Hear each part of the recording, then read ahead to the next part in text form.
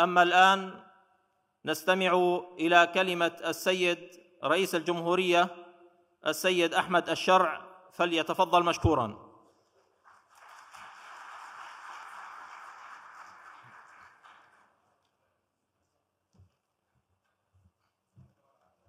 بسم الله الرحمن الرحيم. الحمد لله والصلاة والسلام على رسول الله وعلى آله وصحبه ومن والاه، وبعد. لقد مر التاريخ السوري عبر قرن من الزمن بتحديات وتحولات عدة، فمن مرحلة الاستعمار إلى التيه السياسي، مرورا بالوحدة ثم حزب البعث إلى حكم الأسدين. وقد تحملت سوريا خلال هذه الحقبة أوجاعاً وآلاماً شتى، اجتماعية واقتصادية وسياسية ونفسية ومعنوية وأخرى، فقد نهشتها الضباع وأوغلت في دمائها، ثم أتت الثورة السورية المباركة، ثم النصر المبين والفتح العظيم.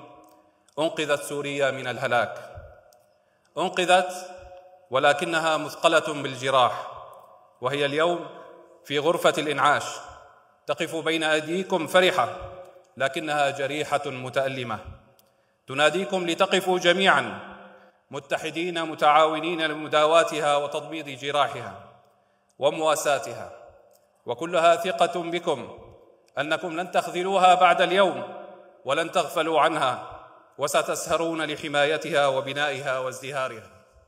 أيها السادة الكرام، إن سوريا اليوم دعتكم جميعاً لا لتختلفوا بل لتتفقوا، دعتكم للتشاور في مستقبل بلدكم وأمتكم والأجيال اللاحقة بكم. إن الأحداث الجارية عنوان لمرحلة تاريخية جديدة تسطرونه بأناملكم وتبنونه بأيديكم وتعلمونه لأبنائكم. إن سوريا اليوم عادت لأهلها بعد أن سرقت على حين غفلة من أبنائها، فاحفظوا أمانتكم واحرسوا وديعتكم وأدوا الذي عليكم. أيها السادة الكرام، إن أعظم علاج لبلدكم اليوم هو الإحساس بها وبأوجاعها والشعور بها وبآلامها، فلك الله يا شام، لك الله يا شام. أعزائي الكرام، نحن أمة خلقنا أحرارا، تعلمنا في ديننا الشجاعة والصبر والكرم والأخلاق الحميدة، واستعملناها في كل نزال، فلسنا نجيد البكاء على الأطلال، ولسنا نجيد اللطم والعويل، بل نحن أمة العمل والجد، وإذا قلنا فعلنا، وإن ائتمنا أدينا، وإذا وعدنا وفينا بعون الله. نقتلع الشوك بأيدينا، نجابه الصعاب، نقتحم العواصف، نواجه ولسنا نلين ولا نستكين، فنحن أهل الشام، نحن أهل الشام، أهل هذه الأرض ومادتها. السادة الكرام، فإنه يليق بنا اليوم ونحن أمام هذه المسؤولية العظيمة أن نراعي الآتي: أننا بمرحلة إعادة بناء الدولة من جديد مع كل ما لحق بها من خراب ودمار، وأن هذه المرحلة ذات خصائص حرجة ولها ميزات تختلف عن دولة ذات نظام مستمر يعقبه الأشخاص ويبقى النظام. إن وحدة السلاح واحتكاره بيد الدولة ليس رفاهية بل هو واجب وفرض. إن سوريا لا تقبل القسمة، فهي كل متكامل وقوتها في وحدتها.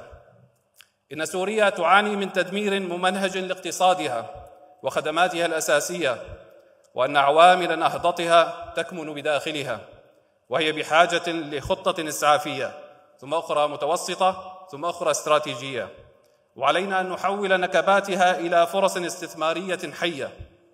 علينا أن نبني دولتنا على القانون، وأن يحترم القانون من قبل واضعيه حتى يحترمه الناس. علينا التحلي بالصبر ولا نحمل سوريا أكثر مما تطيق. إن سوريا بحاجة إلى قرارات جريئة تعالج مشكلاتها علاجاً حقيقياً ولو كانت مؤلمة وصادمة. إن سوريا تراجعت عن محيطها الإقليمي والدولي، وعليها أن تسارع للحاق، فينبغي اتخاذ الخطوات المناسبة لذلك. إن السلم الأهلي واجب على أبناء الوطن جميعاً، وإن الدعوات المشبوهة التي تستدعي حالة الخطر لطوائف ما وتعرض نفسها الحامية المنقذة دعوات فارغة لا تنطلي على الوعي السوري، فإن سوريا مدرسة في العيش المشترك يتعلم منه العالم أجمع، ولم يزل النظام يخوف الناس من الفناء حتى ظهر كذبه بأيام. إن النصر الذي تحقق وفرحة السوريين قد ساءت أقواما هنا وهناك ويسعون لتقويض منجزات الشعب، فعلينا أن نكون حذرين ونواجه بصلابة وقوة وحزم أي من يريد العبث بأمننا ووحدتنا.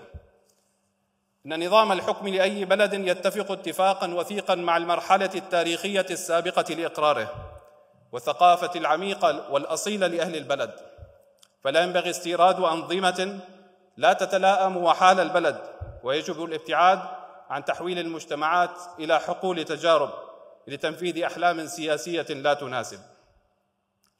عملنا خلال الشهرين الماضيين على ملاحقة مرتكبي الجرائم بحق السوريين، وسنعمل على تشكيل هيئة للعدالة الانتقالية ترد الحقوق للناس وتنصف إن شاء الله وتقدم المجرمين للعدالة.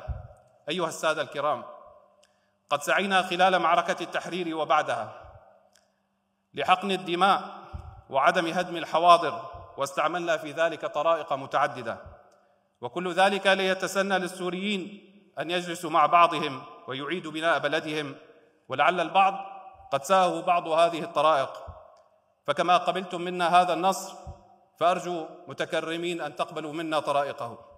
كما أن سوريا حررت نفسها بنفسها فإنه يليق بها أن تبني نفسها بنفسها، فنحن قوم كرام لا نعرف معنى للاستجداء والذل والهوان.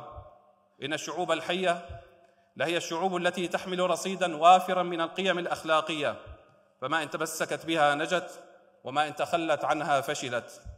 وإنه ينبغي النظر لإصلاح ما هدمه النظام الساقط في البنية الأخلاقية والقيمية في مجتمعنا. إن ما نعيشه اليوم فرصة استثنائية تاريخية نادرة، علينا استغلال كل لحظة فيها لما يخدم مصالح شعبنا وأمتنا ويليق بتضحيات أبنائها. لا يسعني في الختام إلا التوجه بالشكر الجزيل للجنة التحضيرية والسادة الحضور ولجميع من ساهم وشارك ولكل الشعب السوري ومن وقف معه. أعانكم الله وأكرمكم وكتب الخير على أيديكم، والسلام عليكم ورحمة الله وبركاته.